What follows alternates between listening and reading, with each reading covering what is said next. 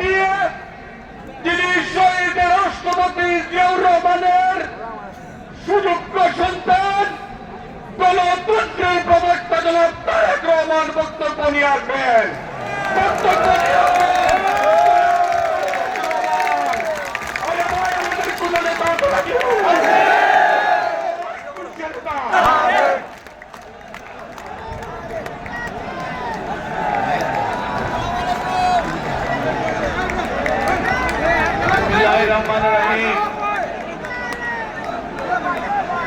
আজকের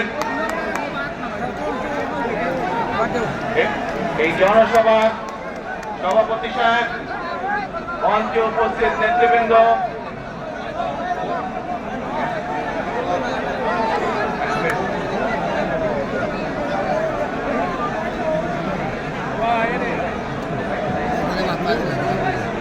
আমার সামনে উপস্থিত মুরব্বীবর্গ, এই মাঠের মধ্যে, মাঠের বাইরে উপস্থিত লাখো ভাই বোনেরা, সাংবাদিক ভাইরা, ধানের শীষের ভোটাররা, আসসালামু আলাইকুম। আসসালামু আলাইকুম। আপনারা ভালো আছেন নি?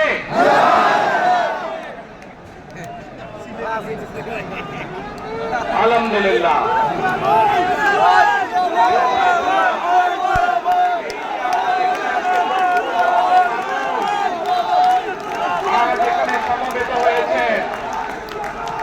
এই লক্ষ লক্ষ মানুষ সমবেত হওয়ার এই পরিস্থিতি তৈরি করার জন্য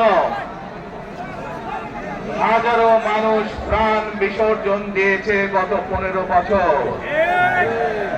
আপনারা আজকে এই যে লক্ষ মানুষ এখানে উপস্থিত হয়েছেন, আপনাদের যে রাজনৈতিক অধিকার প্রতিষ্ঠা করার জন্য, আপনাদের কথা বলার বাক স্বাধীনতার অধিকার, আপনাদের নিরাপত্তা পাওয়ার অধিকার প্রতিষ্ঠিত করার জন্য আজ যে আপনারা এখানে একত্রিত হয়েছেন, এই অধিকার প্রতিষ্ঠিত করতে গিয়ে আমরা আমাদের মাঝে থেকে ইলিয়াস আলীকে হারিয়েছি, আমরা আমাদের মাঝে থেকে জুনায়েদকে হারিয়েছি, আমরা আমাদের মাঝে থেকে দিনারকে হারিয়েছি। সারা বাংলাদেশে গত 15 বছর 16 বছরে যারা এই দেশ থেকে পালিয়ে গিয়েছে 1 বছর আগে, তারা যখন এই দেশের মানুষের দুটি চেপে ধরেছিল, তারা এই দেশের মানুষের বাক স্বাধীনতা কেড়ে নিয়েছিল, তারা এই দেশের মানুষের ভোটের অধিকার কেড়ে নিয়েছিল, তারা শুধু ভোটের অধিকার কেড়ে নিয়েই সন্তুষ্ট থাকেনি, তারা শুধু মানুষের, সাধারণ মানুষের কথা বলার অধিকার কেড়ে নিয়েই সন্তুষ্ট থাকে নাই, তারা ইলিয়াস আলী, জুনায়েদ, দিদারের মতন শত হাজারো মানুষকে তারা হত্যা করেছিল সেদিন। তারা বাংলাদেশের লক্ষ লক্ষ বিএনপি সহ লক্ষ লক্ষ সাধারণ মানুষকে গুম খুনের মামলা দিয়ে জর্জরিত করেছিল। প্রিয় ভাই বোনেরা, আমরা দেখেছি বিগত 15-16 বছরে উন্নয়নের নাম করে কিভাবে দেশের মানুষের সম্পদ লুটপাট করে বিদেশে পাচার করে দেওয়া হয়েছে। আজকে এই যে ঢাকা থেকে সিলেট বা সিলেট থেকে ঢাকার যে মহাসড়ক, 2005 সালে আমি এসেছিলাম, সুনামগঞ্জে বন্যা হয়েছিল, আমার আসতে লেগেছিল 4.5 ঘন্টার মতো, কিন্তু আজ আমরা দেখি 10 ঘন্টার মতন সময় লাগে। সিলেটের এই পুণ্যভূমির মানুষ, বহু মানুষ আছেন যারা লন্ডনে যাতায়াত করেন, লন্ডন যেতেও এত সময় লাগে না প্লেনে করে যেতেও। এই হচ্ছে আজকে উন্নয়নের পরিস্থিতি। প্রিয় ভাই বোনেরা, গত 15-16 বছরে আমরা দেখেছি কিভাবে একের পর এক নির্বাচনে ব্যালট বাক্স ছিনতাই হয়েছে, কিভাবে আমিজামিন নির্বাচন হয়েছে, কিভাবে নিশিরাতের নির্বাচন হয়েছে, এবং এই নির্বাচনগুলোর মাধ্যমে, তথাকথিত নির্বাচনের মাধ্যমে বাংলাদেশের মানুষের ভোটের অধিকার তথা রাজনৈতিক অধিকারকে কেড়ে নেওয়া হয়েছিল। আজ আমরা এখানে একত্রিত হয়েছি আমরা একত্রিত হয়েছি সেই মানুষগুলোর জীবনের বিনিময় যারা আমাদের সকলের জন্য রাজপথে নেমে এসেছিল। আমরা আজ এখানে একত্রিত হতে পেরেছি সেই মানুষগুলোর ত্যাগের বিনিময়ে যারা বিভিন্ন ভাবে নির্যাতিত হয়েছে, অত্যাচারিত হয়েছে, পঙ্গুত্ব বরণ করেছে।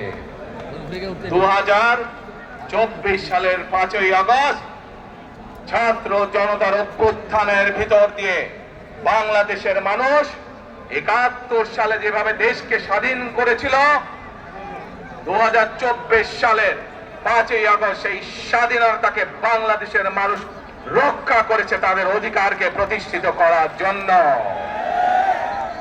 প্রিয় ভাই বোনেরা, এখানে বহু মুরব্বী উপস্থিত আছেন, যারা কালের সাক্ষী শহীদ রাষ্ট্রপতি জিয়াউর রহমানের সময় কিভাবে দেশে বহুদলীয় গণতন্ত্র রচিত হয়েছে। বহু ভাই বোনেরা এখানে উপস্থিত আছেন যারা কালের সাক্ষী দেশ ও নেত্রী খালেদা জিয়ার সময় কিভাবে দেশে সংসদীয় গণতন্ত্রের ভিত্তি রচনা করা হয়েছিল।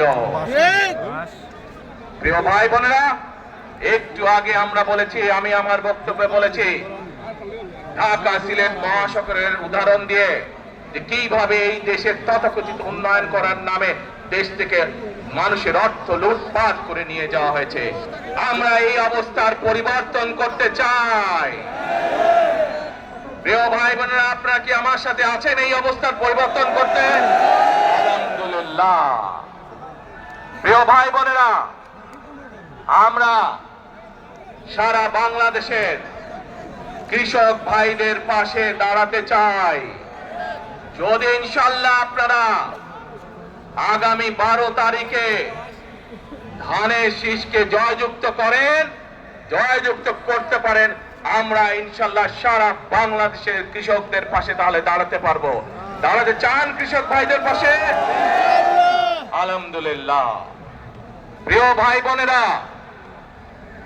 আমরা দেখেছি শহীদ রাষ্ট্রপতি জিয়াউর রহমানের সময় কিভাবে খাল খনন করা হয়েছিল সারা বাংলাদেশে, এবং সেই খাল খনন করার মাধ্যমে কৃষকদের সেচ সুবিধা সহ মানুষের পানির সমস্যার সমাধান হয়েছিল। জানেন আপনারা এটা? খাল খনন নিয়ে কে কে জানেন? কে খাল খননের কথা শুনেছেন? এই তো হাজারো মানুষ হাত তুলেছে। প্রিয় ভাই বোনেরা, বিএনপি ইনশাআল্লাহ 12 তারিখের ভোটে নির্বাচিত হলে আমরা আবার খাল খনন কর্মসূচি শুরু করতে চাই। সারা দেশে, সিলেটের বালাগঞ্জ সারা দেশে খাল খনন শুরু করতে চাই। কারা কারা খাল খনন করতে চান? আলহামদুলিল্লাহ। আমরা দেশে খাল কাটবো, দেশের নদীতে পানি নিয়ে আসবো, খালে বিলে পানি নিয়ে আসবো। কেন? আপনাদের মনে আছে কয়েক বছর আগে কিভাবে ওই পাশ থেকে পানি ছেড়ে দেওয়া হয়েছিল, সারা সিলেট শহর ভেসে গিয়েছিল বন্যার পানিতে, মনে আছে? সেজন্যই আমরা বলেছি একটি কথা, আমরা দেখেছি গত 15-16 বছর কিভাবে এই দেশকে অন্য দেশের কাছে বন্ধক দিয়ে দেওয়া হয়েছিল। সেজন্যই আমি বলেছি দিল্লি নয়, পিন্ডি নয়, নয় অন্য কোন দেশ, সবার আগে বাংলাদেশ। প্রিয় ভাই বোনেরা, আমি আরেকটি কথা বলেছিলাম যখন স্বৈরাচার এই দেশের মানুষের ঘাড়ে চেপে বসেছিল, সেই কথাটা ছিল টেক ব্যাক বাংলাদেশ। মনে আছে? জি, আমরা টেক ব্যাক বাংলাদেশের অর্ধেক পথে, হাফ পথে এসে দাঁড়িয়েছি, অর্ধেক পথে এসে দাঁড়িয়েছি। দেশকে আমরা স্বৈরাচার মুক্ত করেছি, আমরা গণতন্ত্রের প্রতিষ্ঠার যাত্রা শুরু করেছি। এখনো সেই যাত্রা শুরু হয়নি। 12 তারিখে ধানের শীষকে নির্বাচিত করার মাধ্যমে গণতন্ত্রের সেই যাত্রা শুরু হবে। টেক ব্যাক বাংলাদেশ মানে শুধু গণতন্ত্রই রক্ষা নয়, এর সাথে আরো কথা আছে। ওই যে বললাম খাল খনন, ওই যে বললাম কৃষক ভাইদের পাশে দাঁড়ানো, শুধু এখানেই থেমে থাকলে চলবে না। আমাদের দেশের জনসংখ্যার অর্ধেক হচ্ছে মা বোনেরা, অর্থাৎ নারী সমাজ। এই মা বোনদের কাছে আমরা নির্বাচিত ইনশাল্লাহ 12 তারিখে ধানের শীষ নির্বাচিত হলে আমরা তাদেরকে স্বাবলম্বী করে গড়ে তোলার জন্য এখানে আপনাদের যাদের সংসার আছে জানেন স্বামী স্ত্রী দুইজনে মিলে সংসার সুন্দর হয়, যাতে আমাদের মায়েরা আপনাদের পাশে, বোনেরা আপনাদের পাশে থেকে সংসারকে সচ্ছল ভাবে গড়ে তুলতে পারেন। আমরা গ্রামে গ্রামে শহরে শহরে সকল দুস্থ পরিবার যারা আছে, মধ্যবিত্ত নিম্নবিত্ত সকল পরিবার কাছে ফ্যামিলি কার্ড পৌঁছে দিতে চাই। এই ফ্যামিলি কার্ডের মাধ্যমে আপনার পরিবার, আপনার মা বা আপনার স্ত্রী, আপনার বোনের মাধ্যমে আপনার পরিবার সহযোগিতা পাবে। কিন্তু এই ফ্যামিলি কার্ডকে যদি বাস্তবায়ন করতে হয় তাহলে কি করতে হবে? কি করতে হবে? ধানের শীষকে জয়যুক্ত করতে হবে। পারবেন ইনশাআল্লাহ। প্রিয় ভাই বোনেরা, কৃষক ভাইদেরকে যেমন কৃষি কার্ড দিতে চাই আমরা সহযোগিতা করার জন্য, মা বোনদেরকে দেশনেত্রী খালেদা জিয়া যখন দেশ পরিচালনার দায়িত্বে ছিলেন মা বোনদেরকে বিনামূল্যে শিক্ষার ব্যবস্থা করে দিয়েছিলেন, মনে আছে? এখানে বহু মা বোন আছে সেই সময় যারা এই সুবিধা পেয়েছিলেন। আপনাদের ঘরে বহু মা বোন আছে যারা সেই সুবিধা পেয়েছিলেন। আজ সেই মা বোনদেরকে আমরা ফ্যামিলি কার্ডের মাধ্যমে খালেদা জিয়ার সরকার শিক্ষার সুযোগ করে দিয়েছিলেন। আপনাদের আগামী দিনের ধানের শীষের সরকার, বিএনপি সরকার সেই শিক্ষিত মা বোনদেরকে, সেই মা বোনদেরকে, সকল মা বোনদেরকে অর্থনৈতিক ভাবে আমরা স্বাবলম্বী করে গড়ে তুলতে চাই। প্রিয় ভাই বোনেরা, আসেন এবার টেক ব্যাক বাংলাদেশের আরেকটি কাজ বাকি আছে। সেই কাজ হচ্ছে আমাদের দেশের লক্ষ লক্ষ যুবক যুবতী অর্থাৎ তরুণ সমাজের সদস্যরা, যুব সমাজের সদস্যরা, লক্ষ লক্ষ সদস্যরা বেকার হয়ে বসে আছেন, আছে না? এই বেকারদের জন্য আমরা কর্মসংস্থান তৈরি করতে চাই। সিলেটের মানুষ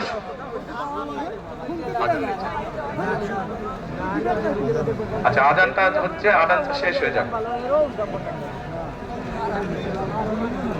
আজানটা শেষ না পর্যন্ত, তাহলে তার আগে বক্তব্য রাখি নাকি? আচ্ছা, এই যে লক্ষ লক্ষ ভাই বোনেরা, সিলেটের মানুষ, অধিকাংশ মানুষ কোথায় যায়? লন্ডনে, তাই না?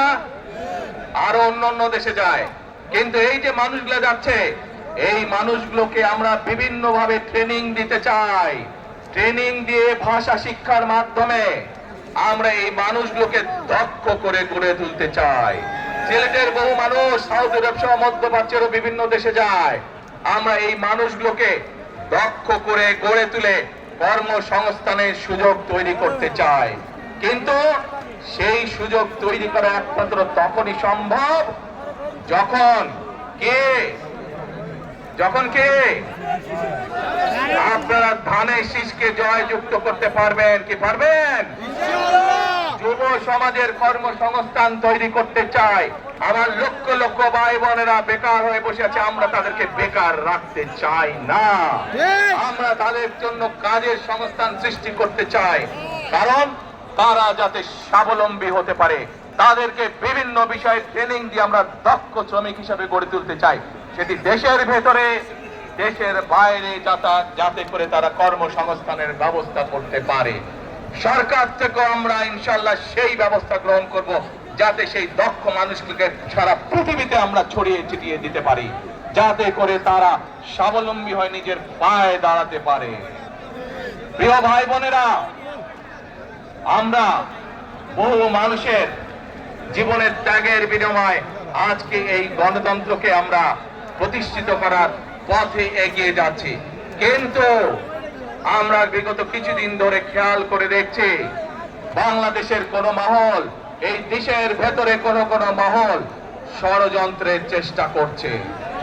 গত কয়েকদিন ধরে আপনারা দেখেছেন, পত্র পত্রিকায় এসেছে, বিভিন্ন সোশ্যাল মিডিয়াতে এসেছে, মধ্যপ্রাচ্য সহ বিভিন্ন দেশে পোস্টাল ব্যালট যেগুলো পাঠানো আছে সেগুলোকে কিভাবে ডাকাতি করা হয়েছে। ঠিক যারা এই দেশ থেকে পালিয়ে গেছে তারা যেভাবে আপনাদের ভোট ডাকাতি করেছিল, ঠিক একইভাবে আবার সেই ষড়যন্ত্র শুরু হয়েছে। দেখেছেন আপনারা? দেখেছেন? প্রিয় ভাই বোনেরা, সেই যন্ত্রের বিরুদ্ধে সজাগ থাকতে হবে। বিদেশে বসে তারা ষড়যন্ত্র করছে, একইভাবে আপনাদের আবার যে ইলিয়াস আলী, দিদার, জুনায়েদ সহ হাজারো মানুষের প্রাণের বিনিময়ে যে অধিকার আমরা অর্জন করেছি, 24-এ গণ আন্দোলনের জনগণের আন্দোলনে এই সিলেট শহরে 13 জন আমাদের জীবন দান করেছে, 13টি প্রাণ ঝরে গিয়েছে আমাদের। প্রিয় ভাই বোনেরা, এই প্রাণগুলোর বিসর্জনের মাধ্যমে আমরা যেই অধিকার আদায়ের পথে নেমেছে, একটি কুচক্রী মহল এর এই ভিতরে ষড়যন্ত্র শুরু করে দিয়েছে। দেশের ভেতরেও তাদের ষড়যন্ত্র থেমে নেই, কিন্তু 2024 সালের 5ই আগস্ট এই বাংলাদেশের জনগণ প্রমাণ করে দিয়েছে যে বাংলাদেশের জনগণ ঐক্যবদ্ধ থাকলে, ঐক্যবদ্ধভাবে নেমে আসলে যে কোনো ষড়যন্ত্রকে বাংলাদেশের মানুষ প্রতিহত করতে পারে। পারবেন আপনারা প্রতিহত করতে? ইনশাআল্লাহ। প্রিয় ভাই বোনেরা, এখন আমি আপনাদের সামনে একটি প্রশ্ন করতে চাই। এইখান থেকে আমার সামনে যারা বসে আছেন, এর মধ্যে থেকে মুরব্বী যারা বসে আছেন, ওমরা বা হজ করতে গিয়েছেন, এরকম একজন হাত তুলেন। ওমরা বা হজ করে আসছেন, একজন মুরব্বী মানুষ, ওই যে লাল টুপি পরে বসে আছে, রুমন নিয়ে আসো তোমাকে। আপনি আসেন দেখি সামনে, সামনে আসেন, আমার কাছে আসেন।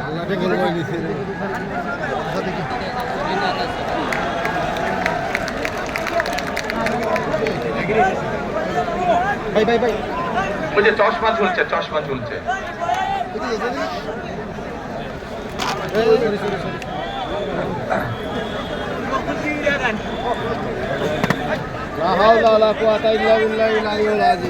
বসেন, আপনারা বসেন, উনি এখনই মঞ্চে উঠবে, আপনারা সবাই দেখতে পারবেন কে মানুষটা।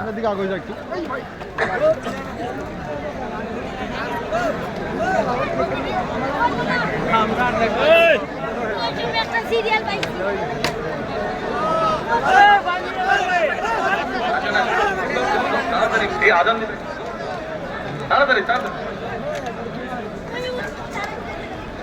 কি নাম আপনার? ওই এইদিকে বলেন। বাড়ি কই? সুনামগঞ্জ। বাড়ি সুনামগঞ্জ। সুনামগঞ্জ কোথায়? শান্তিগঞ্জ। এই সুনামগঞ্জের মানুষ আছে এখানে? এই লোক আপনাদের মানুষ? আচ্ছা, এখন বলেন কবে গেছিলেন আপনি? হজ না উমরায় গেছিলেন? উমরাতে গেছেন 16-তে, হজে গেছেন 17। এখন আমাকে বলেন, আপনি তো উমরা হজ করে আসছেন, যে মাইকের সামনে দাদা, আপনি কাবা শরীফে গেছেন, কাবা শরীফের মালিক কে? জোরে বলেন। আল্লাহ। কাবা শরীফের মালিক কে? আল্লাহ।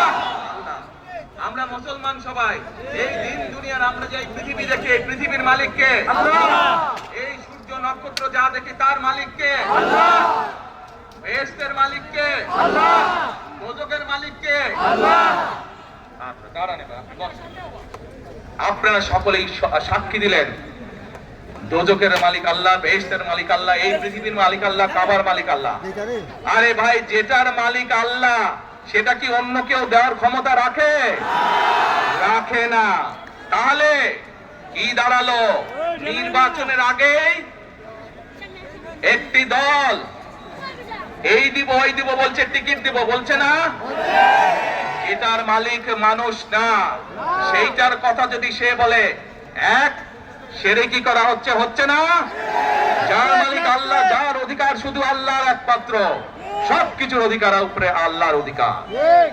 কাজেই আগেই তো আপনাদেরকে ঠকাচ্ছে, নির্বাচনের ফলে তাহলে কেমন ঠকাবে আপনাদেরকে বোঝে নেবা। শুধু ঠকাচ্ছেই না মানুষকে, যারা মুসলমান তাদেরকে শিরকি করাচ্ছে তারা। নাউযুবিল্লাহ। প্রিয় ভাই বোনেরা, কেউ কেউ বলে অমুককে দেখেছে, তমুককে দেখেছে, এবারে একে দেখেন। প্রিয় ভাই বোনেরা, 1971 সালের যুদ্ধ, যেই যুদ্ধে লক্ষ মানুষের প্রাণের বিনিময়ে এই দেশ স্বাধীন হয়েছে, আমাদের এই প্রিয় মাতৃভূমি, সেই মাতৃভূমিকে স্বাধীন করার সময় অনেকের ভূমিকা আমরা দেখেছি, যাদের ভূমিকার কারণে এই দেশের লক্ষ লক্ষ ভাইয়েরা শহীদ হয়েছে, এই দেশের লক্ষ লক্ষ মা বোনেরা তাদের সম্মান হানি হয়েছে। কাজে তাদেরকে তো বাংলাদেশের মানুষের মধ্যে দেখেই নিয়েছে। এখন প্রিয় ভাই বোনেরা, এই কুফরির বিরুদ্ধে, এই হঠকারিতার বিরুদ্ধে, এই মিথ্যার বিরুদ্ধে আমাদেরকে ঐক্যবদ্ধ হতে হবে। আমাদেরকে ওই যে টেক ব্যাক বাংলাদেশে থাকতে হবে। আমরা দেশকে স্বৈরাচার থেকে মুক্ত করেছি, এখন মানুষের অধিকারকে প্রতিষ্ঠিত করতে হবে। শুধু ভোট, শুধু কথা বলার অধিকার প্রতিষ্ঠিত করলে হবে না, মানুষকে স্বাবলম্বী করে নিজের পায়ে গড়ে তোলার ব্যবস্থা করতে হবে। প্রত্যেকটি মানুষ, বাংলাদেশের মানুষ যাতে ঠিকভাবে, ভালোভাবে খেয়ে পড়ে বেঁচে থাকতে পারে, প্রত্যেকটি মানুষ যাতে নিরাপদে রাস্তায় চলতে পারে, সেই ব্যবস্থা করতে হবে। সেটাই হচ্ছে টেক ব্যাক বাংলাদেশ। আমরা বিগত 15 বছর দেখেছি, অমুককে বলে এসেছি তমুককে ক্ষমতায় রাখার জন্য, বলেছিল না? সেজন্যই বলেছি, দিল্লি নয়। আমরা দেখেছি যারা 71 সালে ছিল তারা কাদের সাথে লাইন দিয়েছিল, যাদের কথা একটু আগে বললাম, যারা মিথ্যা কথা বলে ঠকাচ্ছে মানুষকে, আমরা দেখেছি তাদের আস্তানা কোথায়। সেজন্যই বলেছি, যেমন দিল্লি নয় তেমন পিন্ডি নয়, নয় অন্য কোন দেশ, বাংলাদেশ। এবং যেহেতু আমরা বিশ্বাস করি দেশের মানুষই হচ্ছে আমাদের রাজনৈতিক সকল ক্ষমতার উৎস, সেজন্যই আমরা দেশের মানুষের ভাগ্য উন্নয়নে বিশ্বাস করি। এবং সংক্ষেপে আপনাদের সাথে যেই কথা বললাম, শুধু ভোট এবং কথা বলার অধিকার না, বিএনপি চায় আপনাদের দেশের মানুষকে অর্থনৈতিকভাবে স্বাবলম্বী করে তুলতে, দেশের নারী সমাজকে, মা বোনদেরকে, দেশের যুব সমাজকে, দেশের প্রত্যেকটি কৃষক সহ প্রত্যেকটি শ্রেণী পেশার মানুষকে বাংলা বিএনপি চায় আগামী দিনে ইনশাআল্লাহ সরকার গঠন করে প্রত্যেকটি মানুষকে স্বাবলম্বী করে গড়ে তুলতে। প্রিয় ভাই বোনেরা, সেজন্যই আমরা আরেকটি কথা বলি, আমরা দেখেছি কিভাবে শহীদ জিয়ার সময়, দেশে খালেদা জিয়ার সময় দেশকে আমরা এগিয়ে নিয়ে গেছিলাম, দেশে কলকারখানা তৈরি হয়েছিল, মানুষের কর্মসংস্থান ছিল, দেশের মানুষ বিদেশে গিয়েছিল।